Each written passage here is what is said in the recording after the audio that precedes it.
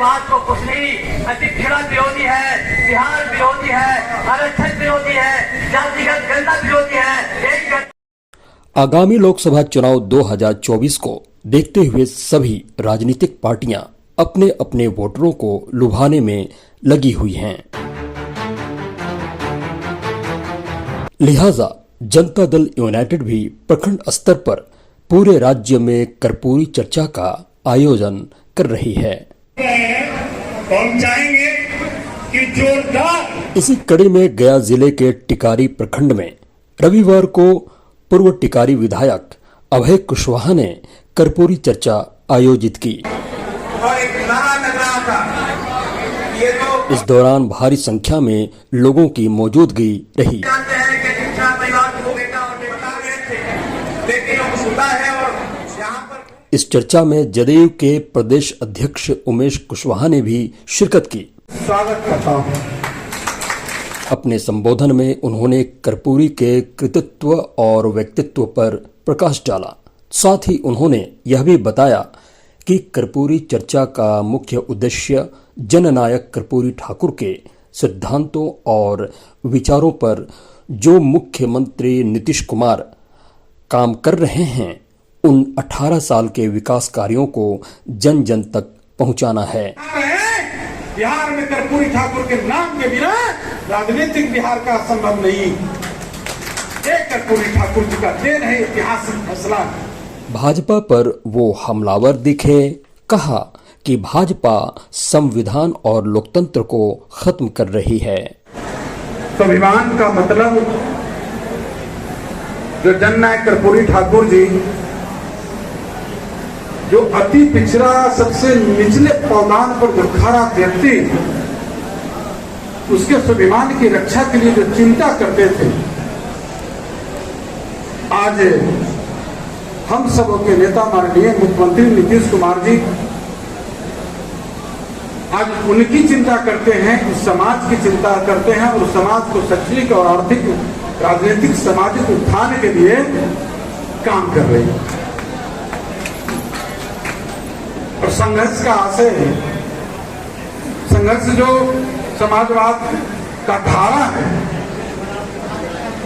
जो जननायक कर्पूरी ठाकुर जी के सोच से उत्पत्ति है, उस धारा को आगे बढ़ाने का काम हमारे नेता कर रहे हैं नीतीश कुमार। बिहार में कर्पूरी ठाकुर के नाम के बिना राजनीतिक बिहार का संभव नहीं। एक कर्पूरी ठाकुर जी का देन है, ऐतिहासिक फैसला। हम लोग चर्चा कर रहे हैं कर्पूरी ठाकुर जी का। कर्पूरी ठाकुर जी के जितने भी सपना है, जितने भी बातें, सबको सिर्फ कर्पूरी ठाकुर जी का ही नहीं, डॉक्टर भीमराव अम्बेडकर जी का, जेपी का, गांधी जी का, तमाम उनके सपनों को, विचारों को, आदर्शों को सिर्फ हमारे नेता नीतीश कुमार जी व्यवहार में ही नहीं लाया, उनके सारे अरमानों को, उनके सारे सपनों को सब जमीन पर उतारने का काम हमारे नेता नीतीश कुमार जी ने करने का काम किया, उसको कार देने का काम किया। जब वो सत्ता में आए 2005 में, तो सबसे पहले अति पिछड़ा समाज के लिए जो है आयोग का गठन किया। आयोग जो अति पिछड़ा समाज का, और आयोग के गठन के बाद आपका सामाजिक उत्थान कैसे हो, इसके लिए अति पिछड़ा समाज के लिए वो पंचायती राज में 6 में, नगर चुनाव में 7 में उन्होंने आरक्षण का प्रावधान किया। तब जाकर आप अति पिछड़ा एकल पद पर भी आपको आरक्षण दिया गया। तब जाके आप अति पिछड़ा में से कोई वार्ड सदस्य हुए हैं, कोई पंच हुए हैं, कोई पंचायत समिति हुए हैं, कोई प्रमुख हुए हैं, कोई जिला परिषद सदस्य हुआ है, कोई चेयरमैन हुए हैं, कोई मेयर हुआ है। ये नीतीश कुमार जी का देन है। जो आप आज मुख्य कड़ी में जो विकास की सबसे बड़ी कड़ी में आपने जुटा है और फैसला लेते हैं, आप प्रशासनिक तौर पर आपको अधिकार मिला है फैसला लेने का, उसके विकास के लिए आप आगे बढ़ के काम कर रहे हैं। ये नीतीश कुमार जी का देन है। देखिए साथियों, उन्होंने कहा कि हर वर्ष 2 करोड़ नौकरी देंगे, बेरोजगारी दूर करेंगे। उन्होंने कहा कि किसानों को आय को दोगुना करेंगे। उसने कहा कि सबका साथ सबका अत्याचार होता है। तो आप मौन हो जाते हैं, बलात्कारियों को जीवन दान दे देते हैं। और आप जो है बिना कर्ज लिए हुए जितने भारतवासी नागरिक है, एक एक नागरिक को 1 लाख का कर्जदार मोदी ने आपको बना दिया। हर नागरिक को आप समझिए कि आप 1 लाख का कर्जदार हैं। आप पर ऋण ला दिया नरेंद्र मोदी ने। कोई भी वैसा काम किया विकास का? सिर्फ जाति और धर्म, जो हमारे नेता जो सामाजिक जो ताना बाना को मजबूत करके समाज के हर वर्ग को लेकर एक साथ लेकर उन सबके विकास के लिए उन्होंने जो काम किया और जो उन्होंने जो फैसला लिया, आपके लिए जो आरक्षण उन्होंने लाया नेता, उस आरक्षण के लिए आपने देखा विगत चुनाव में किस तरह अटकाने का काम कर रहा था। कोर्ट का सहारा लिया। ये तो 15 में ही स्पष्ट हो गया था, उसका चांद समझ में आ गया था। उसको जो आरएसएस के जो प्रमुख है मोहन भागवत ने कहा कि आरक्षण में संशोधन करने की जरूरत है, समीक्षा करने की जरूरत है। स्पष्ट हो गया था, उसका चेहरा उजागर हो गया था 15 में ही।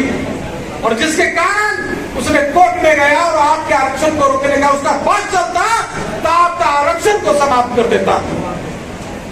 लेकिन कोर्ट से आप गरीबों के हक में फैसला हुआ, नीतीश कुमार जी की सरकार की फैसला हुई, उनके हक में फैसला हुआ और आरक्षण के प्रावधान पर आपकी नगर निकाय का चुनाव हुआ। इसी तरह जाति राज्य जो गणना करा रहे थे हमारे नेता, और उसके लिए उसने क्या नहीं किया? पहले तो हाई कोर्ट में याचिका दायर कर दिया। जब हाई कोर्ट में वो हार गया तब सुप्रीम कोर्ट में लोग याचिका दायर कर दिया। इतना ही नहीं, बड़े बड़े वकील को रखकर और उसने जो है और पास करवाया। उसने जो है इस तरह से आपको रोकने का जो है जाति आधारित गणना को रोकने का उन्होंने काम कर रहा था। लेकिन हमें गर्व है हम अपने नेता पर। इस समय रहते हैं उन्होंने जाति जनगणना का लगभग पूरा हो गया, अब प्रकाशित होना बचा हुआ है। इस तरह आप देख रहे हैं कि समाज विरोधी है भाजपा, आरक्षण विरोधी है भाजपा, अति पिछड़ा विरोधी है भाजपा, दलित विरोधी है भाजपा। ये सिर्फ जो है सिर्फ ढोंग कर रहा है, सिर्फ जाति और धर्म के नाम पर उन्माद फैलाना चाहता है। और जिस धर्म का राजनीतिकरण कर रहा है, राम के नाम पर लोग को युवाओं को जो है कलम के बदला जो है तलवार दे रहा है और धार्मिक उन्माद में फैलाने का कोशिश कर रहा है। उसको हिंदुत्ववाद राष्ट्रवाद से कोई मतलब नहीं है, सिर्फ राजनीतिक का नोटिस से कहा है। कैसे हम सत्ता में बना हुआ रहे, कैसे हम सरकार में बने हुए रहे। लेकिन आप देख रहे हैं कि जो अभी उपचुनाव हुआ है कई स्टेट में, उपचुनाव में क्या आया है, उसको रोकने का काम हो रहा है।